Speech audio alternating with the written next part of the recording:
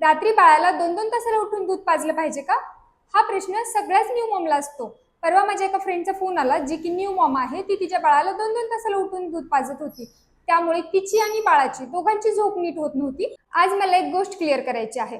जे baby term असतात, म्हणजेच 9 महिने पूर्ण झाल्यानंतर जन्मलेले असतात, किंवा ज्या बेबीचं जन्माचं वजन 2.5 किलोपेक्षा जास्त असतं, अशा बेबीजमध्ये बर्थ वेट गेन होईपर्यंत 2-2 तासाला फीड करायला पाहिजे. 2 ते 3 आठवड्यानंतर बाळाचं वेट गेन कन्सिस्टंटली होत असेल तर बाळ 3, 4, 5, 6 तास रात्री कंटिन्यू झोपलं तरी चालेल. बाळाला झोपेतून उठून 2-2 तासाला पाजण्याची गरज नाही.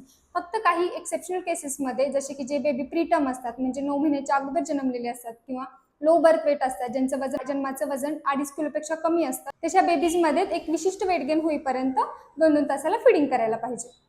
बाळाला फिडिंग हे डिमांड फिडिंग केलं पाहिजे. त्याचे हंगर क्यूज ओळखून फिडिंग करा. आणि जे बेबी रात्री असं जास्त वेळ झोपतात, ते त्यांचं रिक्वायरमेंट दिवसा जास्त फिडिंग करून फुलफिल करतात. So all dear new mommies, जेव्हाही तुमचं बाळ रात्री जास्त वेळ झोपतं तेव्हा तुम्ही झोप घ्या. त्यामुळे तुमची छान रेस्ट ही होईल. थँक्यू.